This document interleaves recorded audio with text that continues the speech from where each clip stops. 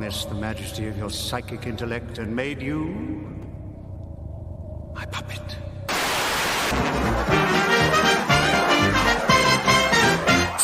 It's a bullseye! And here's your host, Jim Boyd!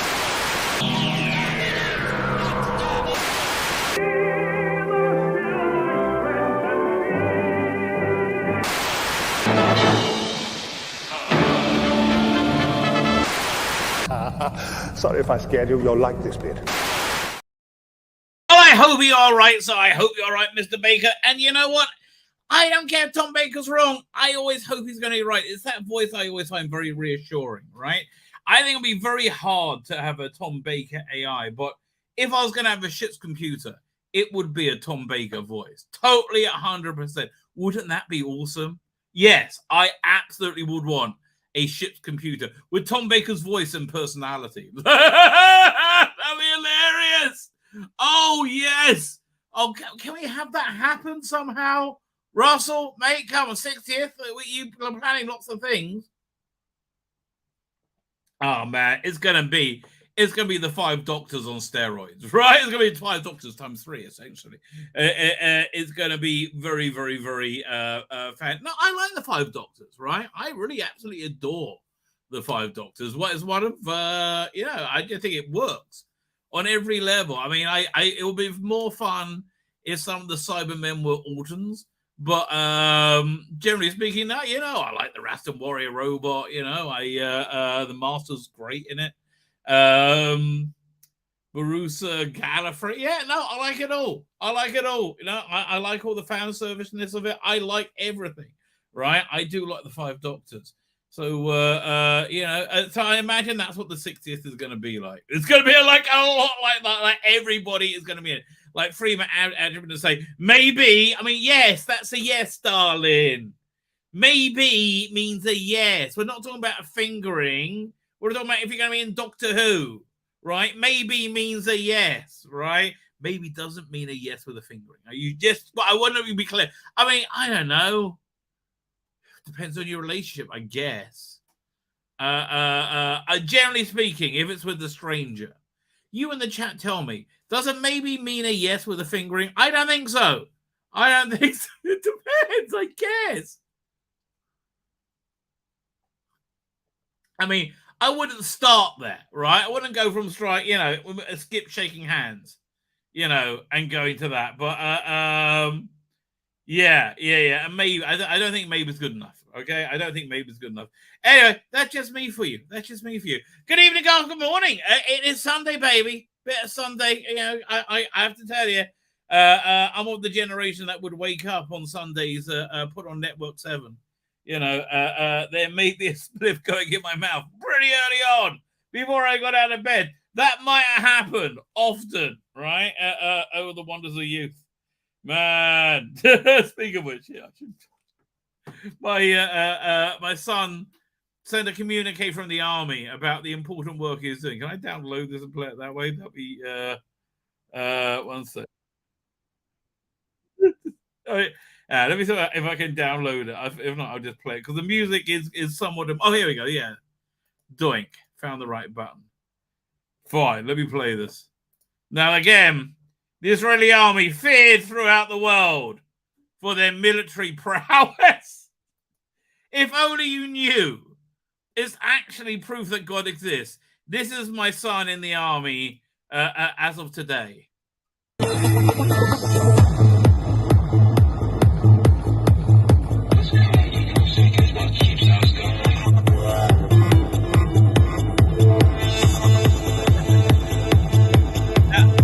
I shit you not, he's in an elite unit.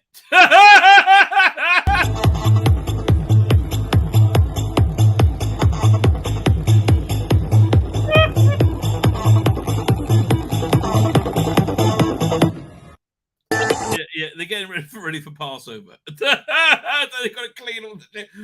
Meanwhile, he just spent the last 4 or 5 months being traded since like elite tank that he's not allowed to tell me exists.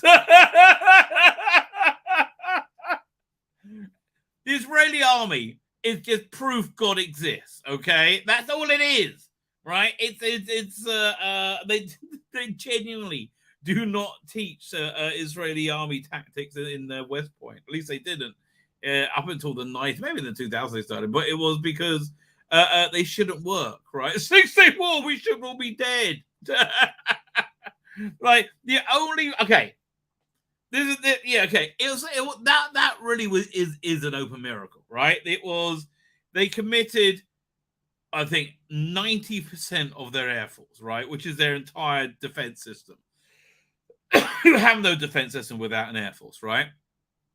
You have nothing to cover your tanks from getting fired, and because their air force was strong. So, but they committed the entirety of their air force into a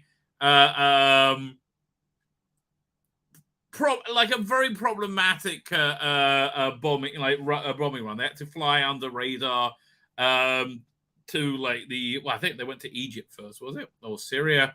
They went to one place first, right, and bombed the airfields, right? They had to do strafing runs. But it all depended on the first one being like really perfect, so nothing could take off, and it was right. They just got like then they just once they took out the runways, like, and then they just did strafing run, wiped out the I think the Egyptian Air Force first or the Syrian, right, and then weirdly enough, nobody thought to move the other Air Force the next day. Nobody thought to say, you know what. You know when they blew up the Syrian Air Force yesterday? Maybe we should move the Egyptian Air Force. No, they did exactly the same thing, right? So at the same time, the paratroopers took East Jerusalem, which is the old city, right? And they took that's how they took the Western Wall. Then we created the Israel-Palestine problem forevermore because all the Palestinians had run away. They're like, fuck! Because like normally, you know, when an Arab country beats another Arab country, they rape, murder, you know, anybody survives, right? Right? We're Jews like, no, look, we're not even going to charge you equal tax. No, everything's groovy. They're like, what? Well, you pussies, and that is the Israel-Palestinian conflict. But they're like, what? You fucking me? I couldn't blow up your houses now, right? It's what's his name? Moshe Dayan. Essentially calls it. God bless him. Anyway. So yes, the Israeli Defense Force at work. I'm glad you can see how safe we are. Although, again, we really are. Although, I tell you, my older son is facing a pincer movement, and I don't think he can get out of it. It's he's dating a very nice girl. Like I would love to see them walk down the aisle. I think they probably will, right? So my wife. They just stopped over, right? Because I have cousins here, they to meet, right? They just stopped over and to say hello. But my wife said there was a sale of these heart-shaped dishes at the place she works, the charity she works. So she was showing them to my son's girlfriend. Say, so listen, we're like 1 shekel a piece right now. It's very cheap. There's 1 shekel a piece right now in this sale, right? They do. Do you think it's worth getting any, for any kind of party we might have, right? Can you guess what kind of party we might have? And she was like to my son, yeah. What party might that be? Yeah, and he's like, yeah, he is surrounded. Yeah, resilient lad. I'll see how long. I don't think it's going to hold out 6 months. So yeah, my wife says, listen, they do the sale now, at Passover. They also do it at the Jewish New Year in 6 months. Should we wait? Said, no, don't wait. So that went down. Anyway, we have much to get through. I haven't pulled up I can't yet. We have much to get through, ladies and gentlemen. Get through, get through, and get to. Right, all those things are correct, right? All those things are correct. What's up with it? I've got this thing here. Doink. Where are we going? Okay, I'm trying to find the right window. I've got it here. No, that's the wrong thing. What's that? That's Doctor Who magazine. Okay, fine. I'll look at that in a second. We're coming to you soon. And okay, that's working. Okay, fine. We go. Oh man, I'm doing my head in. Doink. I'm in the middle of bloody Passover cleaning. It's a freaking nightmare. Okay, this is an ongoing. I have a little fridge down here, right, which I've got to clear out. So to make sure, because we got to clear everything out from our main fridge, which isn't kosher for Passover, that we don't want to throw away, right? Like, some mayonnaise and stuff like that, right? So, sauces, that sort of thing, condiments. So I have to clear it out. I'm looking at stuff I got to throw out, and it's the stuff we saved from last year. It's like literally the stuff we saved from last year. Doink, doink, doink, doink, doink, doink. There you go. One second. Da da da. Wonk. Doink. We'll try that again. Da da. Doink. Dun dun dun dun dun dun dun dun. Indestructible. Not the MCU, because she fucked it over. Dun dun dun dun dun. Yeah, man, she gets a lot worse the more you look into this young lady. She just said openly, it's all about, I will fight for representation, right? I will fight for representation. And Disney was like, yeah, lovely, we'll go along with you as long as we're not getting fucked in the ass. When the mouse realized it being bent over and fucked in the ass by losing all the money they paid and everything. Wait a minute, I bought that fucking Avengers. It was in mint condition. Now it's covered in jizz. What happened to it? Victoria Alonso. Why is the Avengers covered in jizz? See, it is for representation. No, I'm gonna fire you. And then, right, she's like, see, I'll get my revenge, she said. And I'll tell her you're a bigot. See? Because I am a protected minority. To which Disney responds, I'm going to kill you. And yes, they are. What the fuck? Do you not know who you're messing with? Victoria, darling, playtime's over. Okay, you're gonna wake up with a horse's head, in your head. It's you don't want to be messing with them. They're bigger than you, right? They're bigger than you. You know who else is bigger than someone? Everybody in Toxic Fandom. Toxic Fandom.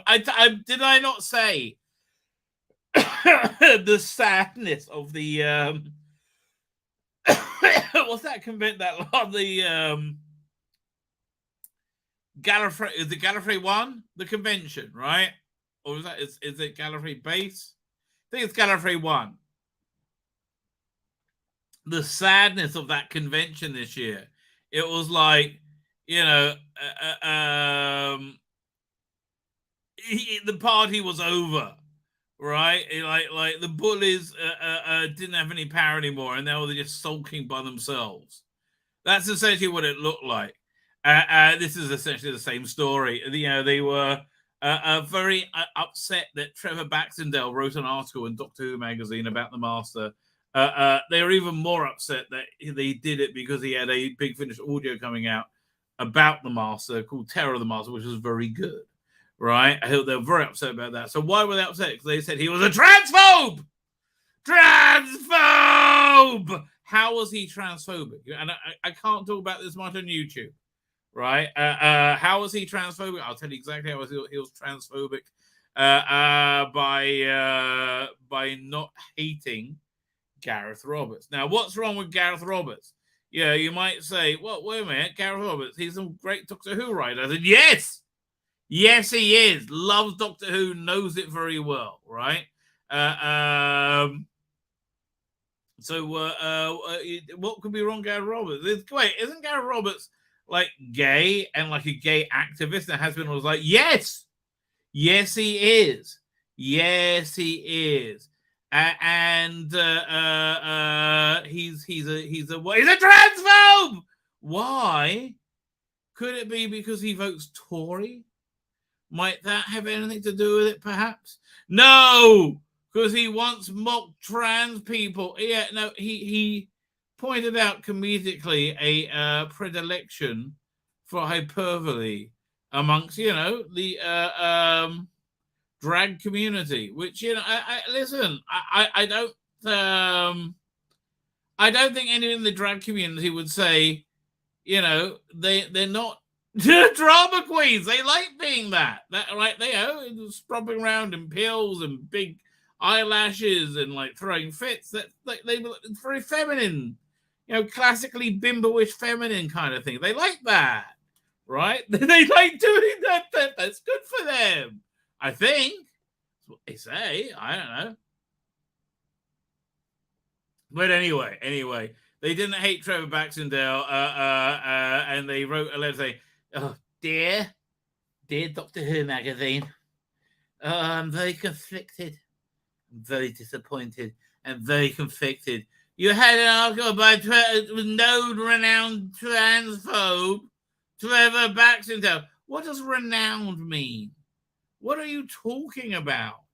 Renowned, known, transphobe, Trevor Baxendale. I name thee, that I dub thee, that you must be it." Right? And Dr. Magazine, what the fuck's wrong with you? Right? Also, Gareth Roberts was okay too. Cunt. Right? That was it. And they were like, ah! It was like a vampire being shown daylight. I'm powerless. You are powerless. You are powerless. Now, I had a bit of a revelation the other day, right? About myself, Russell T. Davis, the LGBTQIA+, and I mean, no disrespect if I have pronounced that wrong. That is my best of my ability, the correct acronym currently. If I'm mistaken, I genuinely and sincerely apologize, right? And I said Jeremy Corbyn, that me and Russell Davis. And what connects all of those weird 3-4 disparate things together? I will tell you. Riddle me this, Batman. Riddle me this. Yeah, what connects Rusty Davis, the rabbi from another planet, Jeremy Corbyn, and the LGBTQIA+, if that's the correct acronym, of the day, of today, at the time of filming. What connects these 4 impossible threads? I will tell thee, right? Because a lot of people who are fond of, who are Labourites, right? Maybe not fond of Jeremy Corbyn, but Labourites will point out that, wait a minute, the media totally disingenuously fucked over Jeremy Corbyn and made a big deal about everything just to get rid of him. And I will say, as somebody who really didn't like Jeremy Corbyn, that's probably true. That's probably true, right? That's as far as I would not be at all surprised if it's true. However, I believe Jeremy Corbyn, as well as being accused of being anti-Semitic, actually was as well. I think 2 things could be true at once. I think he could be disingenuously accused of anti-Semitism at the same time as being anti-Semitic himself, right? Yeah, the accusation was disingenuous because they couldn't give a shit, right?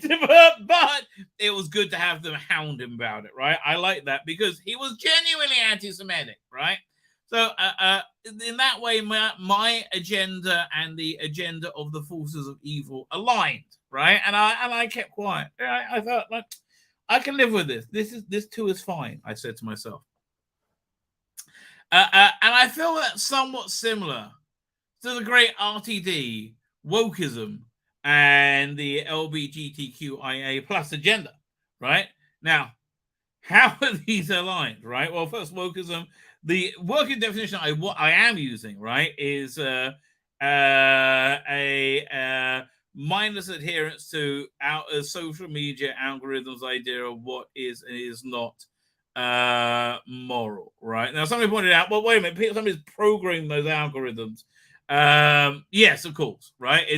That's essentially the truth.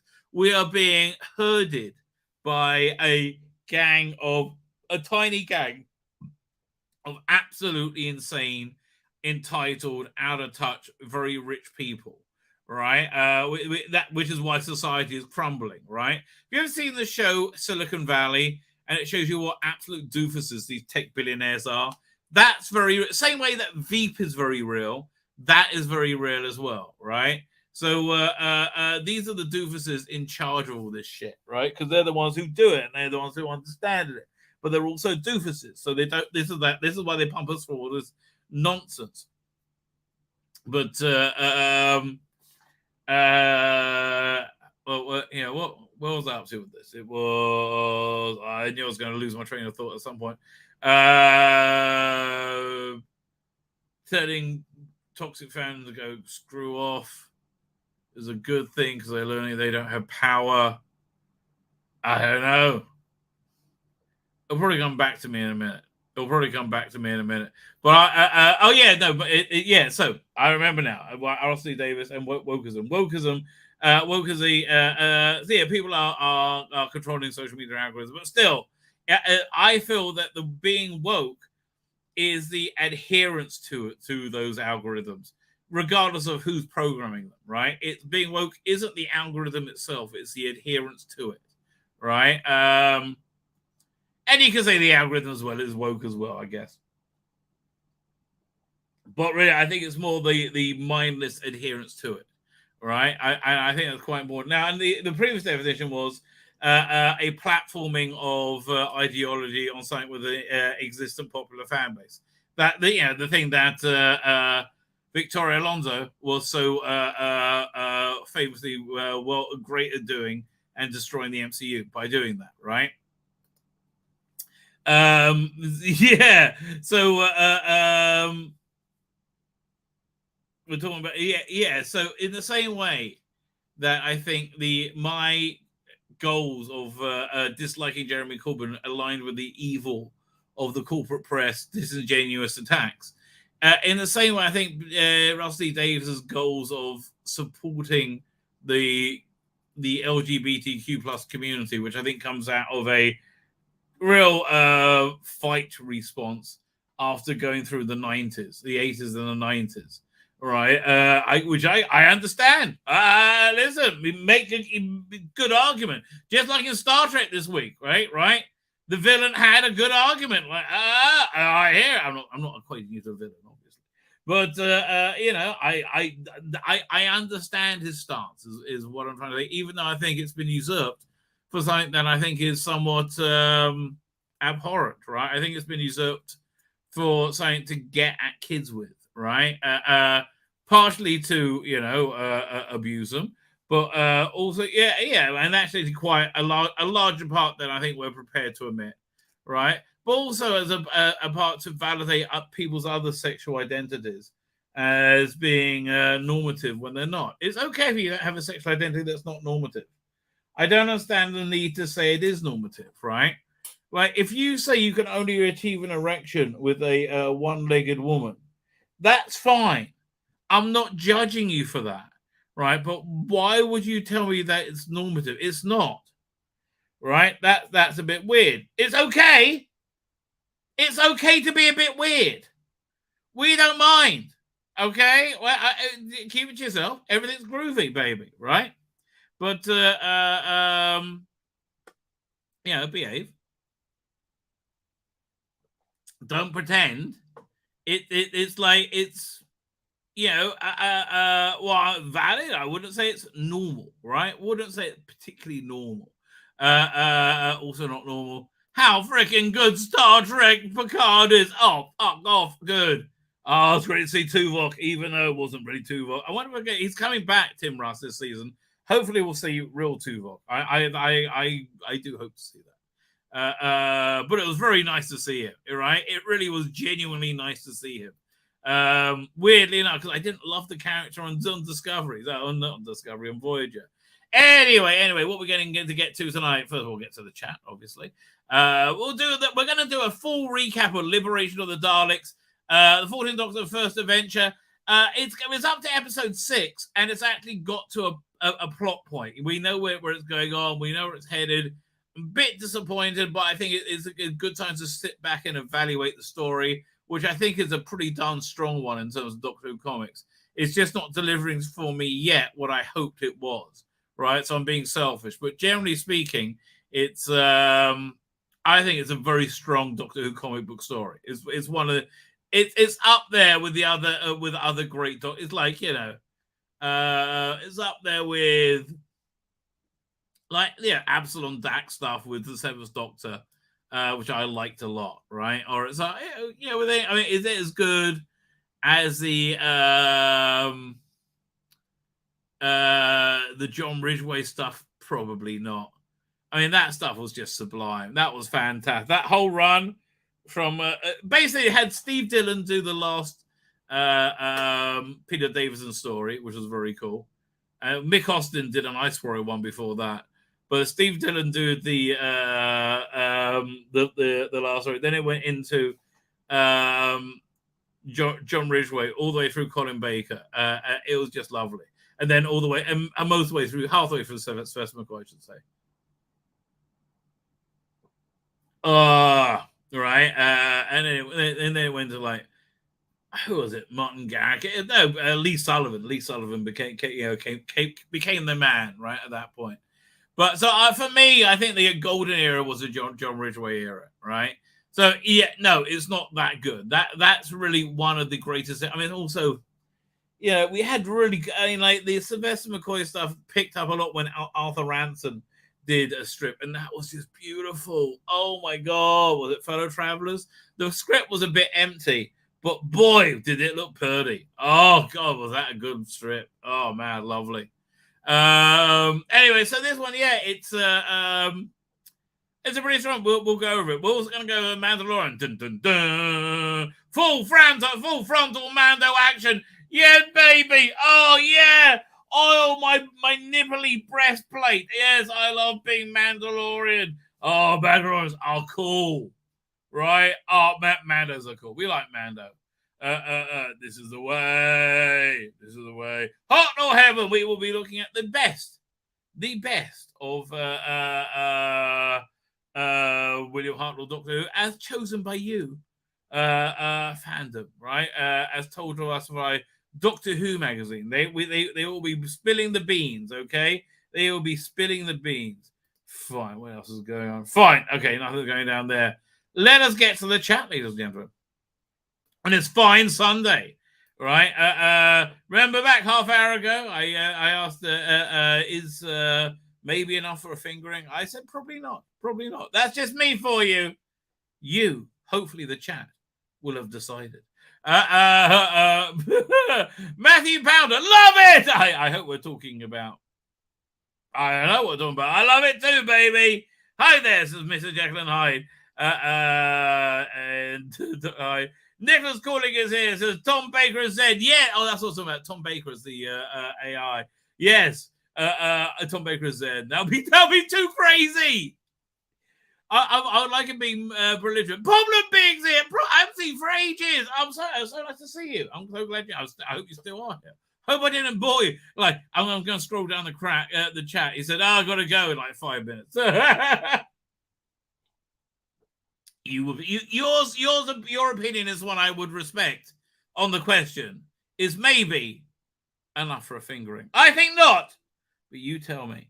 Nicholas Calling, hey, you said Tom Baker said, and you were right, sir. Darren M is here. How are you doing, Darren M? Thank you for joining us. And here we go, whizzing through the chat. I'm getting a lull from Problem Being. He's thinking about the maybe question. Marigold Division says, what's DJ Barrow? What are you guys talking about? Somehow that 6 will be as good as the 5 Doctors. Oh, I think 6 is going to be awesome. The 60th is going to be like 3 hours of pure fan wankery. Okay, that's what it's going to be. Yes, look, it's really, and it's going to be good. You might not, it might be not your taste, but man, it's going to be great entertainment. right? You might have to turn your brain off for it. I doubt it though, because Ross Lee Davies is kind of smart, right? I think it's going to be good. I totally believe that he hated Doomsday and he didn't see it too hard. I totally believe that rumor, right? Maybe it's true. I hope it is. Cam Crash Course is here. Hey, dude, Doomsday's such shit. Is she still going off? Somebody tell me she'll still. I mean, I got bored looking. She's like, fucking hell. Oh, boy. Teddy, look, a lot of her stand-up was about being single, not being able to find a good guy. Listen, I'll just say this, If any man could, settle down and please her, right, and just act as a man should, right, like have sex with her regularly, make sure she comes, provide and respect her, right? That's basically what you need to do. Then she'll be fine, right? But unfortunately, I don't know. that has not happened. Let's go. How come Israel's giving the Iron Dome to Ukraine? Money, I would have thought. Look, they're all corrupt as fuck. Okay, all of them. Yeah, don't listen. I don't know. Maybe they're getting children's baby blood in return. I don't know. Like, whatever the worst thing you can possibly imagine a politician is doing, times it by 1 billion, and it's like something like that, right? It's money is the answer. They're being paid, right? Money, and why they're being paid? Because America has 400 billion to spend, essentially, and we're like, yeah. No, listen. Look, everybody around the world is saying, "Oh, Miss America, we have very good weapons for you. Walk this way." And the Israelis have. Listen. Here's the thing: when you leave the army, right? If you've been in the any form of like command in an elite division, you can go into weapon cells, like high-end weapon cells, very easily, and I know a lot of people have done that, right? And that's what's going on, right? Why do you think they got all that fucking money? So they can spend it, right? Yeah, they skim it and they spend it. That's why, because they want to keep this machine going. What happens with war other than death? It makes a need to spend money, right? And there's somebody spending money, and that point, somebody making money. At this point, from what you say, it sounds like it's us. I can live with that, listen, if you ask us, should you be able to say, no, probably not, but I take like the Tony Soprano kind of, point of view, like, listen, I'm not making you gamble. Right? You're the one who went under. It's not my fault. All right? Do you want this really beautiful Iron Dome weapon system? I mean, it is. It's a let me tell you what a marvelous technology you can have. In eight easy payments of 16 billion each. Right? This thing. Right? It tracks. Imagine a Coke bottle that's 3/4 full. Right? Fired randomly, so it's got an insane velocity. You can't. These things go, and they target it and they blow it up with insane accuracy. The math involved in that alone staggers the mind. 8 easy payments of $14 billion. That's why, again, I have no inside knowledge. There is no protocols of the Elders of Zion that I have been invited to, but I would imagine that's why they do that, Nicholas. What do you think? Money. I hope.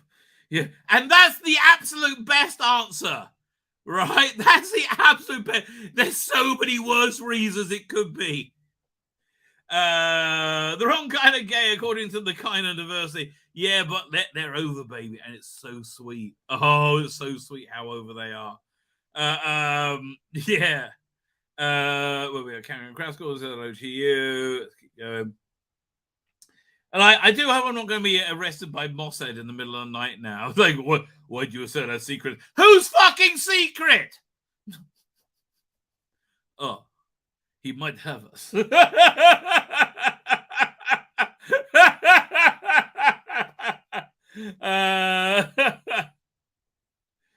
the way, Pia, you just mentioned Noel. I had a fever fantasy dream on my last stream that I could be number 2 and Noel could be the prisoner. I just feel that casting is really good. See, I got that laugh, right? You know, they're kind of like, yeah. What's the word I'm looking at? Maleficent laugh. And I think he could do the outrage well, right? He's a very passionate man, right? So there you go. So please somebody tell him that. I would like to hear his take. I would like to see that. Mando, we cannot remove our helmets ever unless it only suits us. It is the way. I don't give a shit. I like it. I don't get it. Like, really, it's the most impractical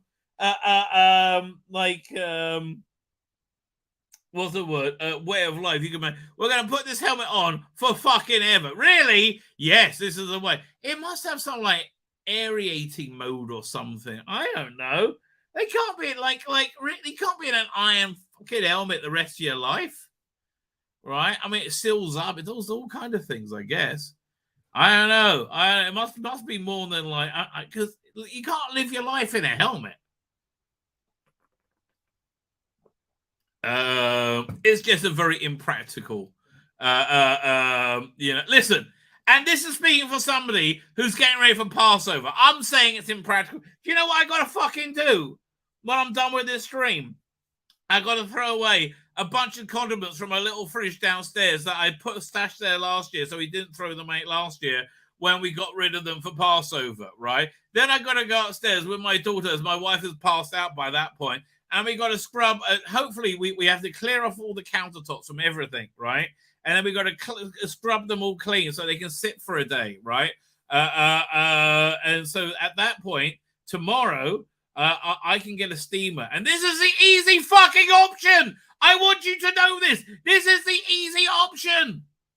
I could get a steamer and go over the counter and go over all the countertops, thus making them kosher for Passover. You know, in days gone by, we had to pour literally boiling water over it, right? Which we still have to do over the cock-sucking sinks, but, you know, what can you do?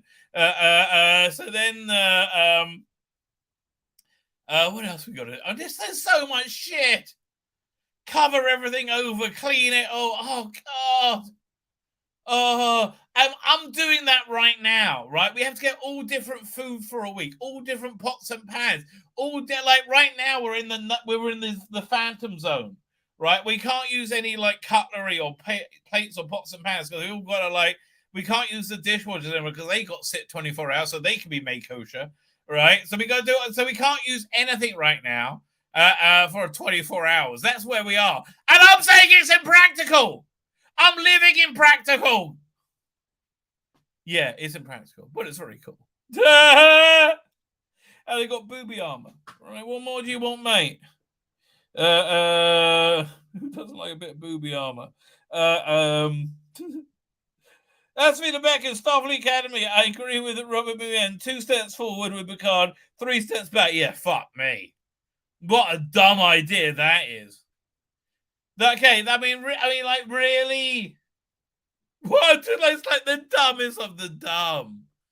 I don't get it. I don't get it. It's like somebody, who says, I wonder what it's like if somebody shoves a fist up my ass, right? And they say, well, I don't think you'll like that. I said, no, but there are places that you can pay a man to do that. Really? Yeah. Do you have a dress? Actually, I do. Why do you have that? No reason. No reason. But ask, tell them that Dirty Alice sent you. Who's Dirty Alice? I don't know. But tell them they sent you. And they'll give you a 3% discount. You're going to want that. Fine. So he goes there, right? Said, hi, I've been curious to know what it's like to have somebody shove a fist up your ass, right? And he goes, really? Yes, I have. Oh, do you have your money? Yeah, okay. But Dirty Alice sent me. Said, okay, I'll give you 3% back. Okay, that bloody worked. Can't believe it. Okay, so here we go. 1, 2, 3. Oh, fuck me! It's awful! Ah! Do you want me to take it out? Yes! Very much. I can flex a bit. No! Just take it. Okay. Oh! Oh! Oh! Oh, that was bad. Let's try it again. Right, that's where he is. Let's try it again. What's up with that? That's cray, mate. Oh, I don't know what to tell you. It's some people you just can't help. All right, I have to tell you. Yeah, Paramount. If you could hire me, I'll give you. I'm a wealth, of advice for you. Karen Crashall says Starfleet Academy Section 31. More Kurtzman guy. I know. Like, fuck off, Kurtzman. You can't write for shit. Like, have you ever seen Bullets Over Broadway? Okay. So the basic plot of it is this. That it's a Woody Allen movie. It's quite a good one. This 1930s playwright has to get his play financed by these mobsters. And as a compromise to it, he's got to get the mobster's girlfriend, apart. And she's awful, right? She's absolutely awful. Now, as they're on tour, it gets like rewritten, and the minder, right, the bodyguard for the girlfriend, starts getting involved, right, and starts writing it, and basically takes over writing it because he's very, very good, good at it, and he realizes how awful she is and how she's destroying his work, right? So eventually, he takes her to a docks where he's gonna get her bumped off, right? He says, just go out there, and just before he kills her, Doris, I think you should know you're a horrible actress. Bam, bam, bam, bam. Now, I'm not advocating violence, but if that happened to Alex Kurtzman and Chris Chibnall, and Kathleen Kennedy and all of it, not advocating violence, okay? That's a joke, but yes, they need to know they are horrible at their jobs, right? Look, Alex Kurtzman, you are so fucking bad at writing Star Trek. You should literally take your balls out and slam them in a drawer before you even think about getting near writing anything, not just Star Trek, literally anything again.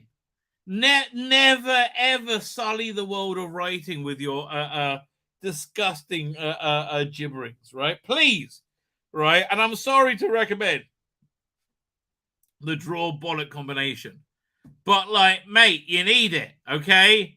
It's like, don't do it anymore, right? Naughty Alec Kurtzman. That's one favorite fantasy, Rabbi, says PD Rich. I am not a number, I am an Irish man. Come on, number 2. That's exactly Tennis Rover. That'd be perfect. I love it. I see you. I've been seeing it. Des, okay, he'll be Rabbi. I am the new number 2. Feck off.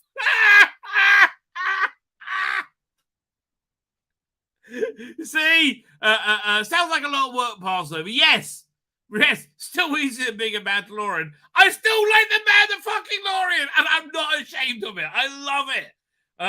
Paramount Global must be run by complete morons. Well, yes, I think you don't need to say that when you know we're talking about television executive Peter Rich. What do we do on a Golden Jubilee? I don't know. I shan't make any deals with you. I've resigned. I shan't be punished. Foiled, stacked, index, cancelled, docs, top numbers. My life is Cheryl's.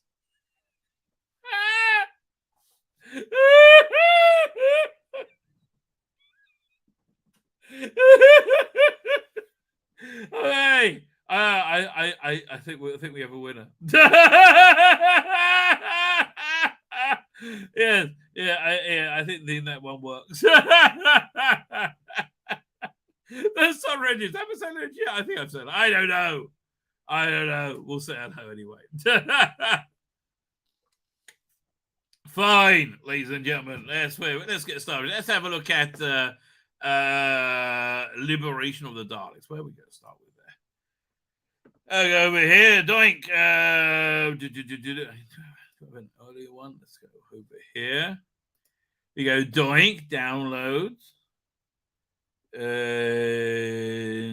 Doink. Is this the right one? Okay, good cover. Let's start with this issue. Right. So this is the actually we should really start with let's go to Pocket Mags. That's where I get my Doctor Who magazine subscription. I'm really pissed off with them actually right now because they I'm gonna get to it, go over there. Because you can only download a PDF of 8 pages a day now for some insanely stupid reason, right? I have no idea why. Right. Yeah, I like to download more so I can print it out to read on the Sabbath. So, it's what is this discrimination I see before me? There we go. Oh, can I? No, it goes there. Doink. Open it up. Read now. Hang on. I should be doing this. Let's try that again. Hang on. We'll try again. She cried. Okay, there we go. Doink. So, I was very optimistic that this was going to show a complete retcon of the Jodie Whittaker years, right? Which it seemed to be at first. Liberation of the Daleks. There we go. Share screen. So we're going to go like completely go over the story. We're not going to show every page. I don't want to, copyright struck. But yeah, so this story. So firstly, okay. This Doctor, well, looks and sounds will look like the 14th Doctor, very angry and broody. So I think he's the 10th Doctor who doesn't know what he's doing there, is angry and broody about it. Okay, so that's basically his thing, as deep as it gets. So the remit of this story is to essentially remove all the trappings. All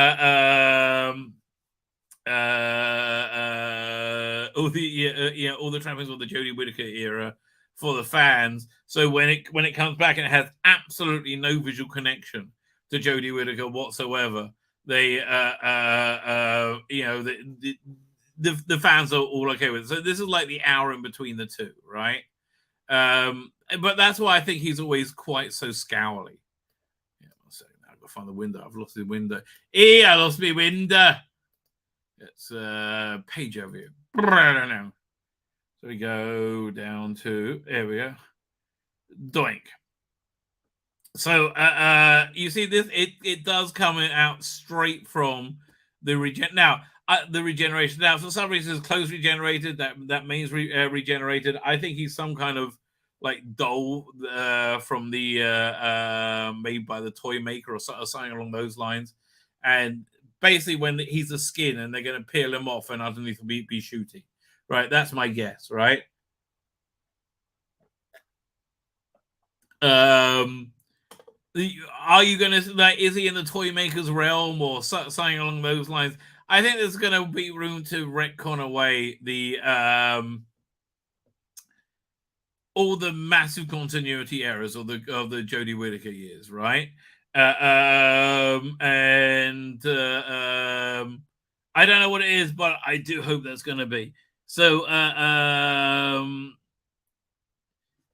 he basically goes straight into his TARDIS, and next thing he knows, he's getting a automated list. He's a distress call, and he finds himself in Wembley in 1966, I believe. Fine. So, it's Lee Sullivan on the art. I do wish they kept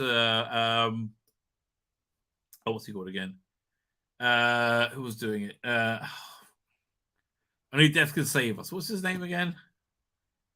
Oh, I can't remember his bloody name. Oh, God. Okay, one second. I'm actually going to have to look this up.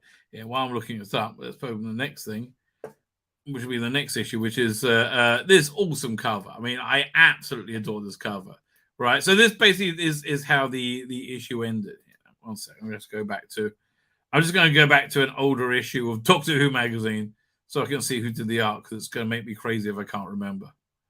There's another great cover as well. Hang on. Bit thinking about it.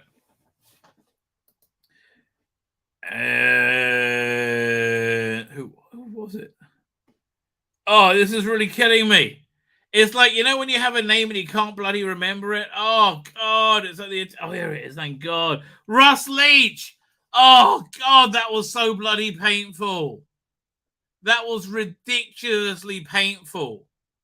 That was more painful than it ever needed to be ever. Anyway, at the end of the first one, they have a big, good cliffhanger endings at the end of each 6 pages, right? I find the page length's a little bit too slight, but, after nearly being cancelled, they had to really cut down costs, right?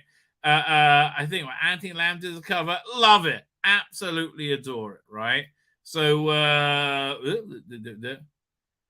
basically the Daleks turn up at Wembley. There have been these aliens there that are shielded, right? And they the Daleks show up and they're like, hey, they're watching everything, they're taking all selfies, and they chase the Doctor.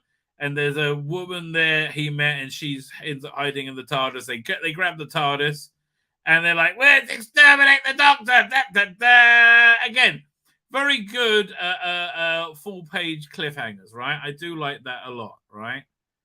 So that was it 6? Doink. There's Millie. How you doing, Millie? Looking good there as always. I can't wait to see you on screen.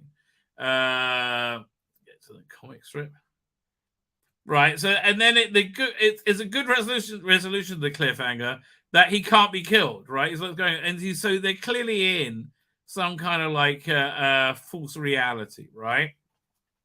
And he starts to prove it, right? He says, "Look, you Daleks are all genetically identical. That shouldn't be possible." So he starts to prove to them that they aren't real, that they're not in a real reality. So at this point, right, I was going, is this going to reflect what we're going to see in the 60th, and they're not in a real reality, right? Is this prelude that? So I was very excited. So, and then they blow up Earth. So I'm like, maybe they are. Maybe they are in a fate. Like, that would be awesome, right? And they're like really preluding the Jodie being over, right? So then it gets weird. By it, look at that cover. Oh, that is a lovely. Who did the? I want to see the credit for that one. Hello, Leela. How you doing, darling? Is there a credit for that cover? Because it is stunning. Is it a CG? Is it what is it, or is it a photo?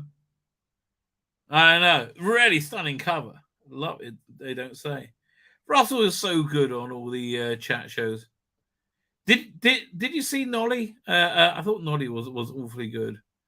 I can't find the credit for the cover. Really annoying. Art editor, design. Cover image based on photo by Helen Solomon. So I guess they photoshopped the background, I guess, or something like along those lines. That's what I thought. I would have thought. But yeah. Okay, so they took a photo of a real prop and they photoshopped it. Okay, and they did it very well. If you don't mind me saying so. Doink. Yeah. By the way, I love how they keep randomly pulling out the one black guy in each department to highlight. Hi, I just work at Doctor Who. We're really. Okay, here's the thing.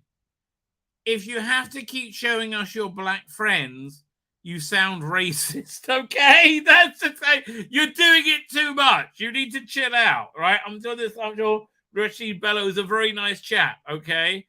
Fine. And I'm sure he's going to do an excellent job, but really, and I'm not saying that hiring too many black people, I'm saying you keep highlighting black people, and it's getting embarrassing, right? Strangely embarrassing. Where are we up to? Oh yes, lesbians of the deep. Before we heard anything else, we heard they were gay, right? That was the moment. So anyway, this is very typical for the 14th Doctor. Staying around brooding, right? Very, very broody, right? So he's like say, if this is real, like he thinks the reality isn't real, but if it's real, I'm going to be mad. So then these people show up, and the Daleks can't see them, right? And he's still got Jodie's screwdriver, and like, get rid of that crap. There, it's ink, right? And they grab and they take him away, and they still got his TARDIS, and it turned out to be monkeys, right? And it's like, what's going on? And this is the woman he met earlier, but a different version of her. And he goes and he finds us in this weird Dalek theme park where people can like observe the Daleks, sort of. It's like, so now it's turned into like somewhat like Jubilee, right? The Big Finish story, right? Was that what somebody was referencing earlier? Could well be. I was too dumb to realize it, right? Fine. So up to the next one. We love Sarah Jane. Didn't really love this issue, but doink. Fine. So they're in this like. It seems to be they're in this like Matrix-like theme park, right? They all revolve around Daleks attacking somehow, right? And they fight. So this is quite good. It's like Knights and Dragons versus the Daleks, right? Saying dual drive, like, so there's all these different like scenarios they could be in, right? They're like in a look, this is very obviously a tracing over there, but it could be whereas like this clearly isn't, right? So they're in this place. It used to be a safari, then the people working there genetically modified themselves to be the animals to get guests. And so this is where it became again. This became like a theme park to experience different Dalek scenarios, right? And then in the theme park, the workers of the theme park, something starts freaking out, right? In the workings of it, and they don't come in, and he comes in anyway, and he finds what's driving at this theme park. This is a Dalek being tortured, essentially, right? So. Now we're in I think we're in kind of interesting, like Westworldy territory, right? And I think we are here. Let's find the next page, and that brings us up to so it's only really now I was able to really get a bead on the story, right? Hang on, I got to reload because I'm like far enough in, I can like really evaluate. A second. Stop screen, share screen. Icky thump. Doink. Like a bit of Hartnell on Troughton action. Full frontal Hartnell on Troughton action. Ding, ding, ding, ding, ding, ding, ding.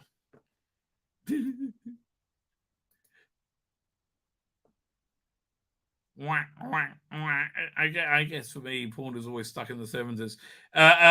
So anyway, yeah. So now we go back to the story. There was a crashed Dalek ship, and they managed to harvest a bunch of Daleks, right?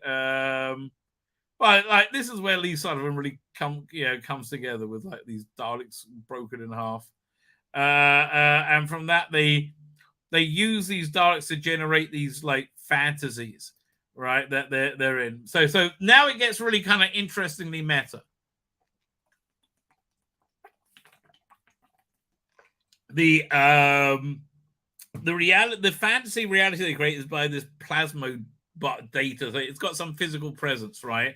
And they say, yeah, we got to because the Daleks, the fake Daleks they created in the virtual reality have interacted with a real TARDIS, right? And he made them question their reality. They're starting to freak out a little bit, right? And it's making the whole simulation break down. So they say, listen, we got to what's it? We got to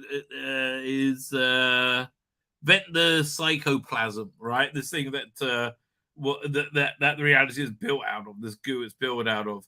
And as it's doing that, it senses reality collapsing in, these fake Daleks in a virtual reality, and they got a real TARDIS there. So they say, well, we need an escape pod. We can't have an escape. We don't have an escape pod that can escape reality. No, we do. It's the TARDIS, right? We got to work out how to get into the TARDIS, right? And so they vent the plasma, and the TARDIS appears in the lobby, right? And in the woman version that's based on the woman here that he saved from in the first or second issue in episode and put her in TARDIS comes out, right? And also the Daleks also save themselves. So now you got these like virtue Daleks that are invading like fake Daleks based on real Daleks that are invading reality. I have to say I quite like the story, right? I do quite like the story. It does mean that we're not ergo have always been in a fake reality, right? It does mean that, sadly, right? It does mean that it hasn't retconned away Jodie's stuff as yet. But I am hopeful it will happen, right? I am very hopeful it will happen. So yeah, look, I think this is actually as Doctor Who comic Dalek stories go, Doctor Who stories go, I think it's probably one of the better ones, right? And for Doctor Who story to be good, you really need a bit of scope, right? The Matt Smith did a great one. Well, not Matt Smith, obviously, with the Matt Smith Doctor, where it went over like a year, like think something of Olympus. I don't know, but it was kind of stupid. It was somebody had empowered the tribe of Gum with superpowers. Yeah, so it was kind of dumb. But it was the Doctor Who comics need scope, right? And that's what I think this one really has. So look, its function though is to get rid of all the trappings of the Jodie era. So how it's going to do that, I don't know. But I get the feeling it's going to happen relatively soon. And I think with it, they're going to forget the fob watch and all that shit forever. It's gone, right? Jodie was an embarrassment to the Nigerian Brotherhood brothers on FOC. I have no idea what that means. Don't look at me. I have nothing to do with this Dalek Disneyland. But that's essentially what it is. So again, look, I think this is quite a strong story. I will certainly get the trade paperback of this and reread it and enjoy it. But really, it all depends on what the 60th anniversary does, right? As long as it gives Ruben a headcanon to erase Jodie and to explain all the continuity errors away, then I will like the story. Without that, it makes the story much weaker in my imagination, right? In my mind. But I will totally get it. Please do not include this with a Jodie like collection. That would just fuck me off. You know what I would do at that point? I would collect it myself and print it myself. Which you can do. Print on demand. Yes. That would fuck me off. Something chronic. Right. Let's have a look, see what comics, how many issues they need to serialize. And where is it? Doing. It's over here. Right, so let's take that off.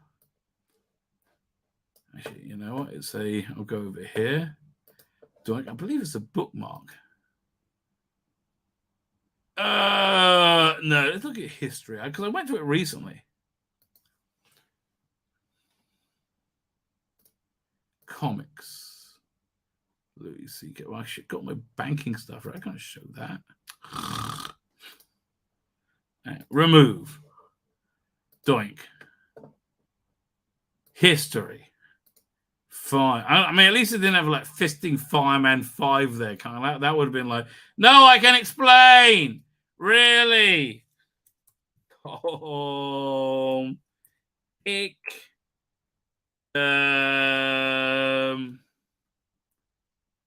Where is it? No, I thought it was quite recently. No, apparently not. Really? I should do a Google search for it then. I thought it was very recent. Fine, I'll do a Google search. Doctor Who comics. PJ, no, it's not. It's a fandom thing, isn't it? Where is it? Not Amazon, not Titan, not Fan. Oh, is it Fandom? It might be Fandom. Yeah, it is. Okay, wait. 2020s.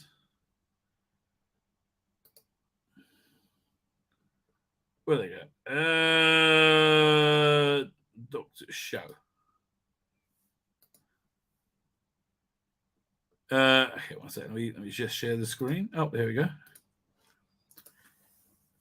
Fine, but where do I get where is it? No, I'll go back here.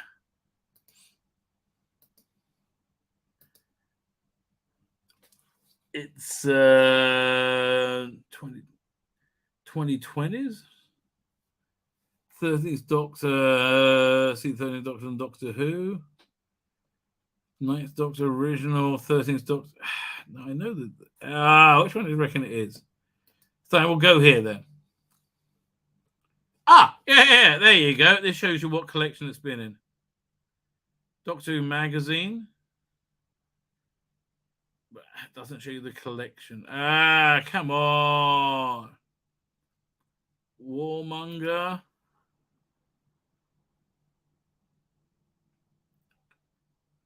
It's so screen above this. So how do I get to this? For the 13th Doctor. One second. We do.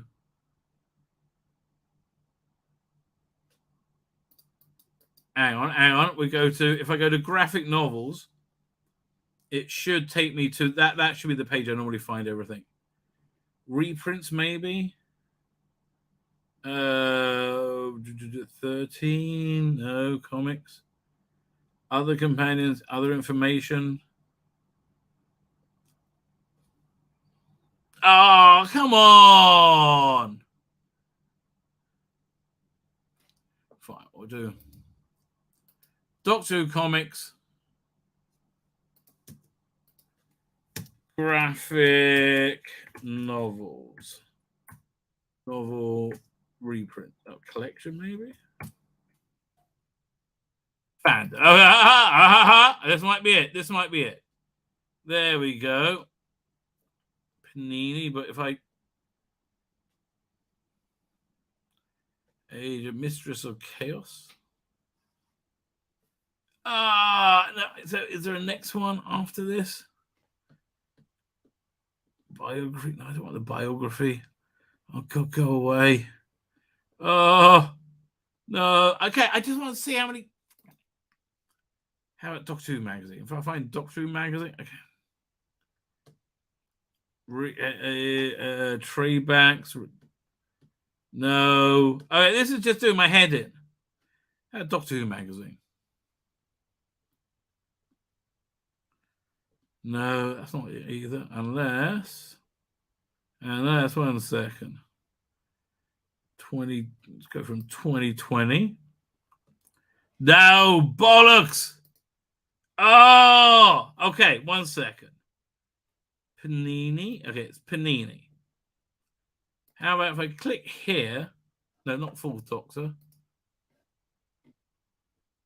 Click here. This should take me to it. This should take me to the page in general. Benny, what? Doctor Who Weekly. There's a page of publisher Panini. There's a page of where they list all the graphic novels, all the Panini graphic novels. In Doctor Who graphic novels. And now we're back to this again. Cocksucker. Where they list them all and then tell you what's in which one.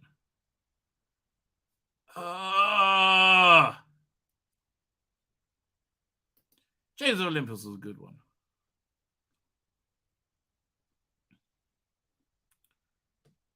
All right, wait. Let me see if I can find the original article, because this is just doing my head in something chronic. Where is it? It was definitely in one of the fandom site, though.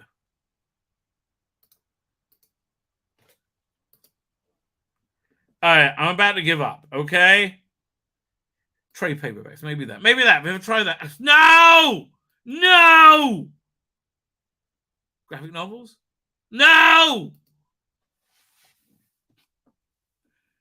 Magazine?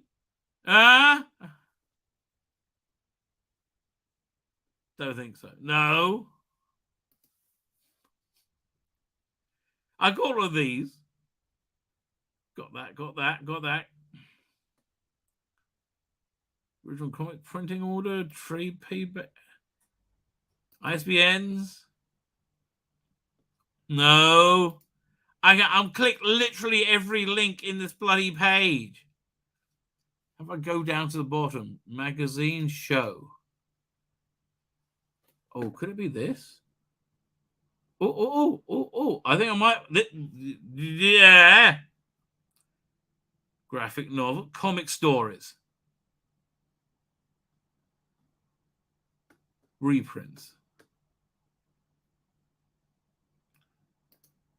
Ah! Yes! Oh, that took a ridiculous amount of time. Okay? That took a literally ridiculous amount of time. Okay, so how many stories do they still have to print, right? So they got the piggybackers. Is that a I take it that's a Jodie story, right? What's the piggybackers? A quick look. Yeah, go ahead. Fine. So that is where to go? Where we're up to. That's 49, 50, 51, and 52. So that was wait a minute, that was 8. I think there were 8-page stories then, weren't they? Oh, fuck you. Come here. Were they 8-page stories then? 4 parts. How many pages? Oh.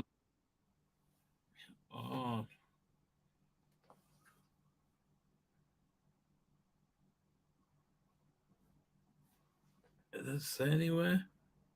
So yeah, this was the last one before COVID, right? And 1 second, I'm just gonna go.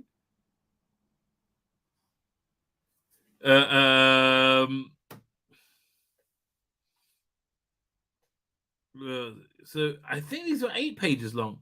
I mean, I could just go and look at them. Does it tell me how many pages there were? 8 pages, yes. So 8 is in 32 pages, right? So that's 32. That's quite a lot right there. And then 32, and then 56, 57, 58. 32 plus 18, 42. So we're up to 50 pages. Then White Dragon, which was awful. 8, 16, 59, 50, 68 pages, and 68, then another 12, 70, 80 pages. It's too much to mix this together. The 14th Doctor, 80 pages, 86, 80 pages, 86, and that's 74, 75, 76, 77. 76, 77. That's 4 issues. 86 plus 6, 12, 24. That's 106, 110 pages. 110, then 80, 81, 82, 83, 84. So it's 140 pages. And I think this Doctor and the Mechanoids was, that was not that one. Fine. So I said, 150 pages? Yeah, that's kind of a big collection right there, which they're not going to sell. Man, that's a lot. Right? Normally they're how many pages? That is Mr. What was it? Warmonger. So that's 531 to 48. So it's 17. Let's do the math. Oh, doing my head in.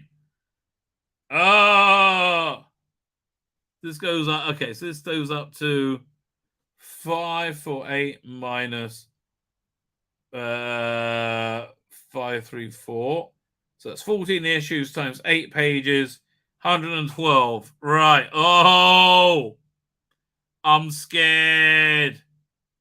No. They might put the Everlasting Summer. They might put one Jodie story with this. Oh, I hope not. 13 times 6. They would have to be crazy to do that. This is a 78-page story. They should release it on its own. They would have to be absolutely insane to release a Jodie story with this.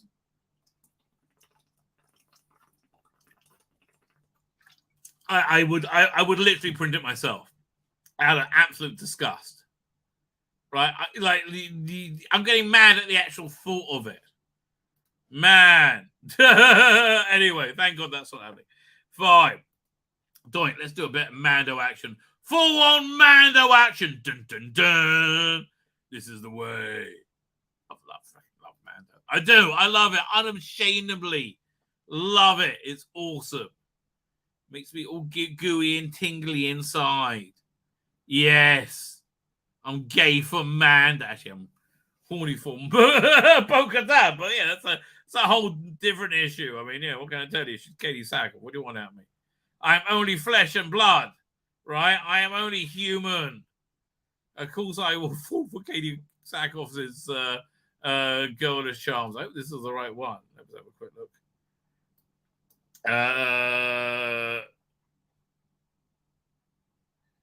Yeah, this is the one, right? This is. Hey, let me just. What was the last issue? Now I've got to look this up. Mandalorian episode guide, because I've definitely got the screen grabs from it, right? 100% did the screen grabs. So April 5th is episode 6, so this is episode 5. Fine. Dun dun dun. I'm so mad they wasted Cad Bane on Boba Fett. Oh, such a waste. He was really cool. You know, his I was reading today his breathing apparatus was to stop him being Jedi Force choked, right? So we live in a strange time in fandom. We live in a very good time, and I think live in the moment, baby. That's the message that we want. Just live in the moment, right? Because if the moment's good, right? You know, they're making like a Starfleet Academy for some unknown reason, but Alex Kurtzman's going to be a piece of crap. I don't know why they're doing that, right? That seems insane to me. Star Wars is good now. I don't know what to tell you. It doesn't seem like it's going to be bad for a while. When I say Star Wars is good, I mean, I think it's good. I enjoy it. So this Star Wars emblem, which was, you know, normally the sign of pure evil, still has a bad taste in my mouth, but at least I know good Star Wars is coming. Anyway, are you sure I haven't reviewed this episode? I can't have done. Otherwise, I would have made the what's the game again? I would have made the video of it, right? So anyway, we're back at the his home planet, where what's the name is the guy from Rocky. Oh, that's the IG-88 statue that he took, that he absolutely needed, and then he didn't enter. That was such bad writing. Really, honestly, Jon Favreau should be ashamed of himself for that. That writing was absolutely atrocious. Right? I need why? You should have just cut IG-88 out of it. It was a pointless add-on. That's video game writing, right? That's just adding on, you know, a level of threat for no reason. That's not story, right? That was just annoying.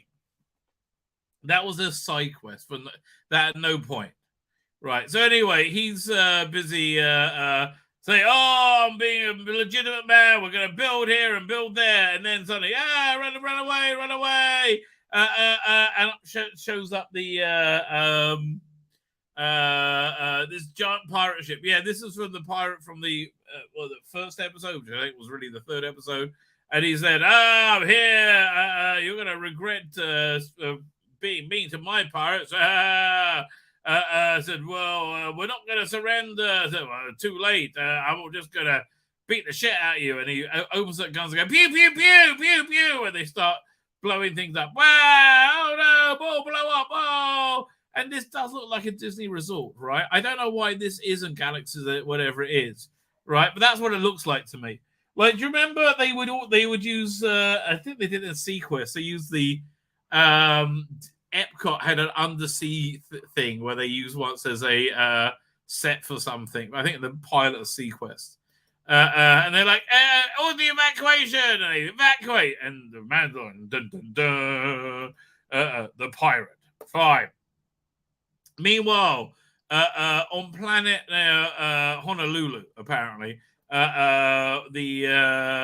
I do like the way this is very reminiscent of the the American War in the Pacific Rim, right? If it does kind of feel that way, which is, I think, the idea, right? They want it. It's also got kind of a "it ain't no hot mum" vibe going as well, right? They're at this base somewhere that's quite pleasant. You know, I wouldn't mind me stuck at that base. Some people have the blue outfit, some have the orange. They hang out in the bar, and there's a message for him, right? And it said, "Can I use your viewer?" I'm surprised they don't all have viewers like come standard in thing. Anyway, so it's the bloke from Rocky, from Predator. What's his name? I can't remember his name. Anyway, I think he didn't direct this episode. He directed one episode. It was very good. Said, we're under attack. Please send help to the Republic. Help us. He's like, oh, that looks pretty bad. And it's like, I better tell command to send people in. They're like, oh, they'll never listen to you. Well, I'll go to Coruscant myself. And off he flies to Coruscant, right? And I kind of like seeing Coruscant. And we see the bad guy, right? She's really a bad guy. Wiped what's his name's mind, or the mind reaved his whatever, the guy from a couple of weeks ago, right? She's ex-Federation, pretending to be a good person, but really very bad, right? Probably worked for Grand Admiral Thrawn, right? So this guy looks familiar. Like, did he do the show Dag? I can't remember, but he's like, dang it, I got too much work. I'm a goofy guy. So I hate this shit in the Star Wars universe, right? I mean, like, I really hate this shit. It seems like Kathleen Kennedy hanging out at a pool party saying, oh, you must be in Star Wars, to Wanda Sykes and to whoever will walk by, right? So, no, okay. And it's like, oh, of course you're black, obviously. They're all overworked, right? And they're like, they don't have enough resources. And then, look, he needs help. He's like, well, they haven't joined they haven't joined the Republic, we got to show it means something. And she's like, well, maybe you've got to show membership has its benefits, for the Republic. She's trying to stop the help coming, right? And it's like, oh, he's right, he's right. My transy, weird-looking woman friend here is clearly evil, right? And not to say transy people, just this particular one, right? For some reason. He's like, oh, I don't like you, and I look like the guy from Arnold from Happy Days.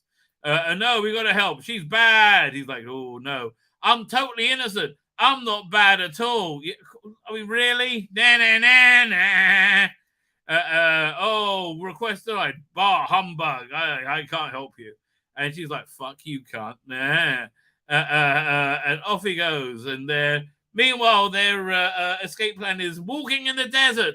We will walk in the desert, and we'll go there. And we'll look through the binoculars, and we're like, we're fucked. It's okay. I've called the New Republic. Help is on its way. Meanwhile, X-Wing goes and lands by the Mandos, right next to Bo-Katan's incredibly merchandisable Carl Weathers. Thank you. Incredibly merchandisable shit, right? I'll cross as we went to comment. Please visit head to the channel Russ Leach. I would like to see Russ Leach to do if there's a Mando strip. I think he'll be great at that, right?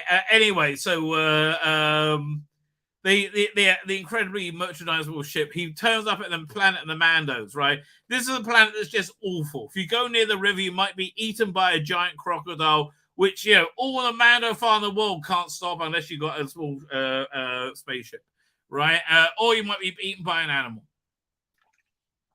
I mean, a flying animal this time. It's just the worst place in the world, right? It's like, I'm just going to go and say hello. So, hi, I know where you are. And Anthony comes in. What the fuck you doing here, mate? I'm going to mess you up. I'm going to mess you fucking up. We're Mandos. I like the one with the orange helmet. That does feel very 1970s. We're fucking Mandos, mate. What are you doing here? Says Don Jaron. So listen, we all got to relocate now. So listen, I got good news for you. Your mate Carl Weathers, he's up shit creek, right? He is up shit creek. The first thing I know how he found it said, "Oh, Red, that pointless the robot that you had to have instead of IG-88, which you made all the fucking fuss about, right?" Red told me. I was like, "Oh, right, Red." And out comes Red says, "See, this is why I don't trust robots." Anyway, androids. And he said, "Listen, I just got a message for you that what's his name? Cole Weathers is in trouble." And Bo-Katan is, "Hi, I'm hot and I have booby armor." I said, "Listen, you should just know he needs your help." And he takes off.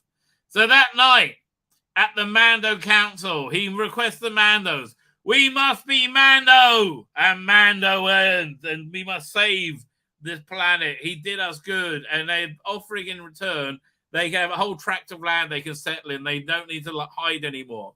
They can be part of the, have their own culture, raise their children in safety.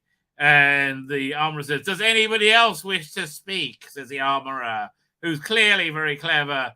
And then this big Mando gets up, who has the big machine gun, says, "We know about the Carl Weathers. They said they would help us, right? They never do. They just want us to bleed. But I'll tell you this, why should we go? Why should we go and help them? It's because we're Mandalorian. Yes, Mandos, all big bucket heads. Yes, we are Mandalorians. It is my duty and honor," because what's his name? Save my kid. "We will go and fight and we'll gain our homeland," right? And the armor's like, "This is the way." Yeah, this way. I just did that bit early, right? Baby Yoda's like, yeah. I just love this full frontal Mando action, right? I like to have the hammer when they want to speak. So he talks to them all and says, "Okay, because we're Mandalorians and we're outnumbered, we're going to beat them by being Mandalorian," right? So they have a plan. They get in the ships. Yeah, all right. And this is just awesome, right? I'm just to say, I just find this all very exciting and very cool, right? I genuinely do. So the whole plan, and I like the Mandalorian. Okay, I know it's stupid. I know the bucket head thing is stupid, right? But I love it, right? I love the culture of the design of the helmets. I just really dig all this, right? So the plan is they Bo-Katan will hit. Mando will distract the pirates while Bo-Katan brings the forces. Meanwhile, so the pirates have invaded. We're mean pirate man, being mean and pirate man. Yo ho ho with a bottle of rum. Then in comes Mando. And I'm like, "Oh, bloody hell. Here he goes. Go pew pew pew." And they send the ships off. And now I'll get my revenge on you, Mando. Dun dun dun dun dun dun dun. Pew pew pew pew pew. Essentially. But Mando, for some reason, takes Baby Yoda with him. Okay. Most precious kid in the universe. I'm just going to take you into combat.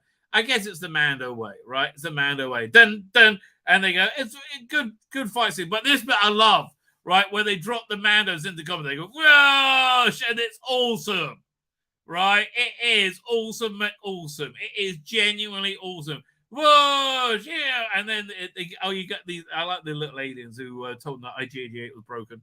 He broken! He dead! Anyway, burner, and they just awesome fighting stuff. And you like Mando. Anyways, and then you got the aerial combat, and because of that, it distracts him while Bo-Katan attacks as well, right? As I recall. They start getting pinned down, but like out comes the giant Mando with the Mando gun, blah blah blah blah blah blah blah blah, and they got, oh, I got a bigger gun to get your Mando gun, pew pew pew, right? But then, meanwhile the dogfight's going on, and Bo-Katan and Mando take them on. Yeah, I see something. Meanwhile, from the giant pew pew gun, in walks the armorer. Fucking love this, and she's got like the ceremonial hammer. Right, that you must hold to speak, and that you make the Mandalorian, and she just clubs everyone. Says, yes, he takes them, dun, dun, dun, dun, dun, dun, dun, and they basically win. And the Pirate King tries, no, and he attacks him, but he crashes and destroys him. Yep, yep, essentially, right? That's essentially what. So now you Mandos can come and live in peace and harmony out in the open, right? And this is their first step in like retaking Mandalore, which they now know they can do, as it's fine. They've been there and it's absolutely fine, right? So welcome, Mandos. You are welcome among us. Da, da, da, da. Meanwhile, you think it's them, but no, then the armorer wants to see Bo-Katan. Now, a lot of people are fucked off with this. I disagree. Right, I actually think this was a good scene. Right, I genuinely like this. Not a good scene, a good idea. Right, that kind of gives me hope. Right, and as a religious person, I can also see this working out as well. I'll tell you why. So anyway, so the armorer says, "Oh, this is one that our armorer that we had here." So Tiny, he talks about the first forge, and he said, "Take off your helmet," right? And he's like, "But no," he said, "No, do you trust me?" He said, "Fine." She takes off her helmet and says, "I have a special mission for you, Bo-Katan." I said, "What?" He said, "You are going to do something incredible." And then out the open, they're walking out, and it's the armorer and Bo-Katan. They're like, "What's going on?" And she's got a helmet off. And she's like, Bo-Katan has walked both ways. I, as the armorer, have decreed that she may she will remove her helmet. So she will bring the people from who are not the super frummy ultra orthodox Mandalorian under the wing, and we can all be unified together. Now, as a religious person who believes in a return and a redemption, in a which is what they're talking about here, right? Yeah, I totally believe in that, right? Because people are often confused, and again, this all ties into what I feel with Mandalorian culture. People are often confused, like what are Jews, right? Like, how come there are some Jews who don't believe in God and some Jews who do, and they're all Jews? I don't understand. So Jews are a nation. We're literally a nation with a shared history and religion. Not many of us keep the religion, but we're still a shared nation, right? So that's the same thing with the Mandalorian, right? Some of them keep the helmet on, some of them don't. They need to unify together, right? And unity is more important than the tenets of orthodoxy. And I genuinely believe most of the tenets of orthodoxy, right? And I genuinely believe that, right?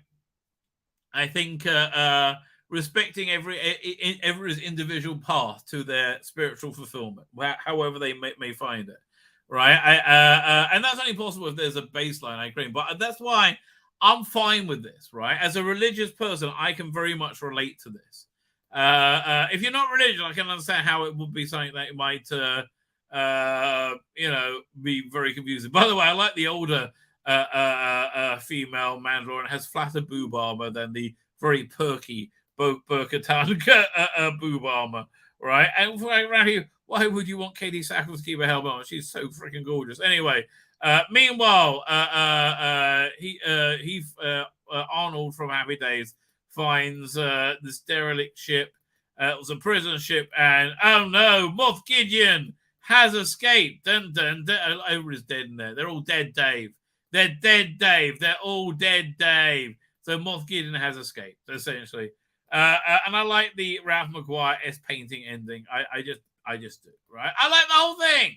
Okay, I find it fun. I would sit down and watch a season happily, right, and feel like I'm watching a Star Wars movie. I feel like I'm in the Star Wars universe.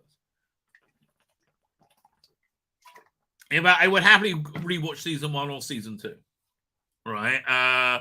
And feel like I'm authentically in the Star Wars universe, which you don't often in the Disney Star Wars universe. I have to tell you really don't often, right?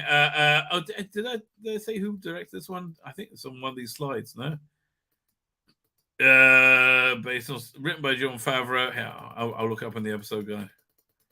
Dun dun dun. So yeah, look, genuinely, I get the silliness, right? I do, but I just like it, right? I think it's good. I really do. I really think it's enjoyable. So I'm reasonably happy about it. So this was directed by Peter Ramsey. Carl Weathers did last week, which I thought was excellent, right? Absolutely excellent. And Rick Fujiyama is doing the last 2 weeks. Bryce Dallas Howard, who's been pretty. Her last one was pretty good.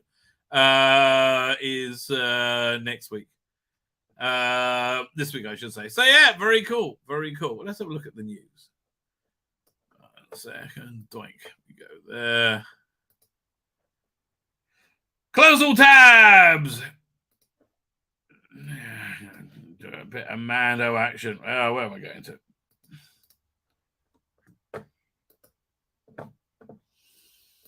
Let's look at bounding in the comics. We'll start with that.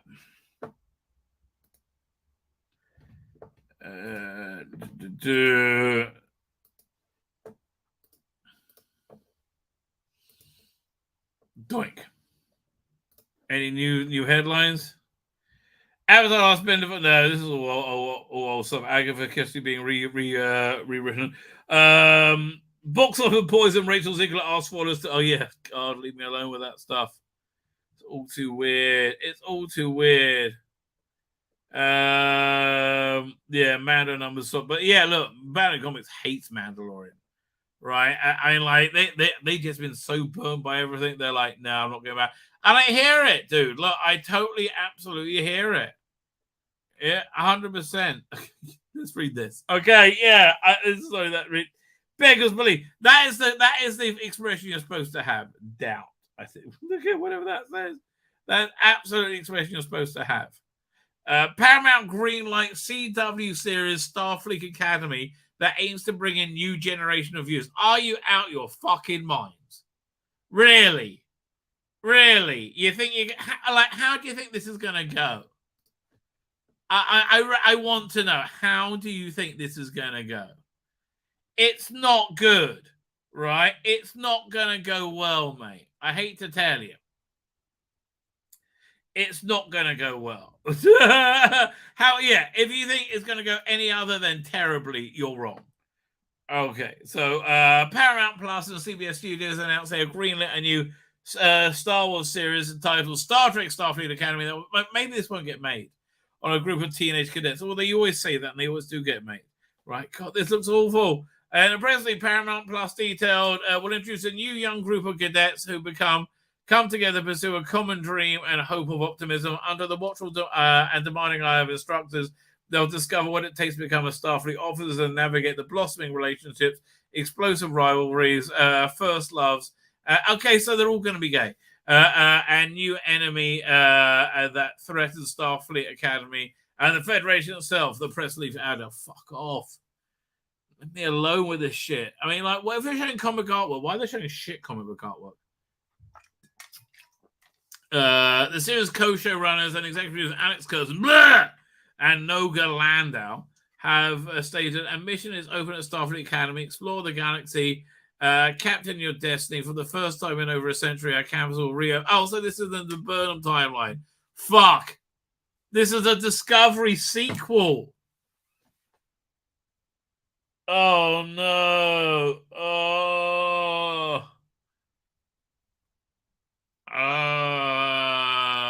Minimum of 16 years or species equivalent who dream of exceeding their physical, mental, and spiritual dreams. Oh God, that means Ted is going to be in it. Fuck, I want to vomit in my own mouth. It's the Muppet Babies with the Muppet Babies. Oh, fuck off. It's going to be a Tilly show. No. No. Fuck me. How?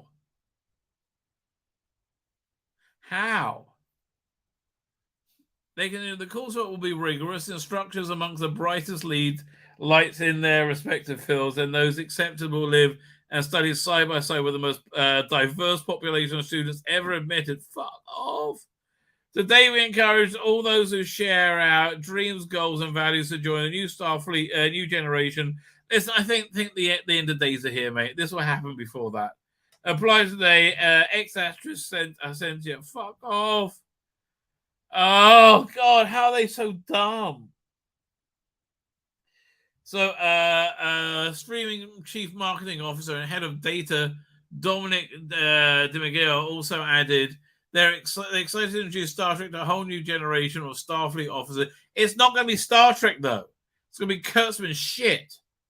Why would anybody want to go near that? It's not just about putting on silly costumes. See, that's the thing. That you don't understand it, you fucking idiot normie, doesn't mean it's ununderstandable and people are just dumb for liking it and they'll do anything with the right silly blue costume. Fuck off. Oh. Introducing new characters and compelling storylines, I doubt that. This all-new original series will serve as a fantastic addition, no it won't, to the start of the franchise. Paramount Plus bringing a new generation of viewers and long-time fans together. No! We will hate it. To enjoy the next chapter in the iconic Star Trek universe, when I just stated, this isn't the Burnham timeline. Fuck me. CBS Studios president David Staff deserves to be stripped naked and shamewalked through every town in the world. As we continue to explore the Star Trek universe, we're thrilled to bring Star Trek Academy to the fans around the world. Kurtzman Nogu's vision is a smart and thrilling take that celebrates the core principles. No, it doesn't. Or have always stood for. No, it doesn't. The core principles of Star Trek haven't always stood for little boys getting their bollocks cut off. Okay? Oh, it's disgusting what they're doing. I mean, it's not it's like, see, this is why I got to do a Rumble only exclusive, right? That's basically what I got to do, a Rumble only exclusive. It's getting crazy. Well, like, if somebody is profiting from genital mutilation from children, like, that will result in them never ever experiencing a sexual orgasm, right? Or is there any other kind? It's evil. Like, man, take that away from somebody. What's the point of living? Right? It really is. What is the point? Next,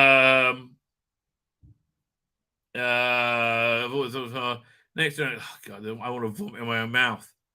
As noted above, Kurtzman Landau will be showrunners and will be executive produce, and will also executive produce the show. Gio DeVallo, Aaron Byers, Jenny Lumet, Rod Ronmead. Okay, so the normal, confederacy of dunces.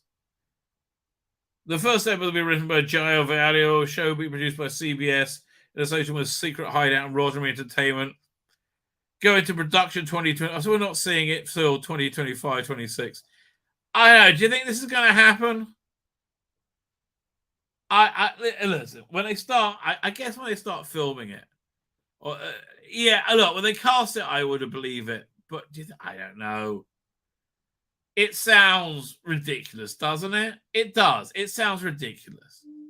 I just don't think this is real, right? I just don't think. I think this is more like, right. How many announcements we have for Star Trek movies that didn't happen? Maybe this is just wishful thinking on my part. John Boyega's camera, which reveals a doctor. Okay, this is the third article they've written about the same thing. That's incredible. Risk of impossible to become an actor today. Maybe, who knows? Doctor. Okay, fine. They're all talking about the TARDIS. No real news going on there. Fine. I think I'm going to wrap it up. I think I'm going to start scrubbing the kitchen with my wife. Yay! Right, and I want to just, yes, listen. I'm doing all this insane stuff for Passover, right? I still think the Mandalorian culture way more of a pain in the ass. Way more of a pain in the ass. Is this the way? I don't know. I'm enjoying it, baby. I'm enjoying it. Fine. With that, I'm going to wrap up. Going to hit the 8 broadcast button. You're going to hit again. Tomorrow might be a Rumble exclusive night. I don't know. Who knows? Or dares to dream. We'll find out tomorrow.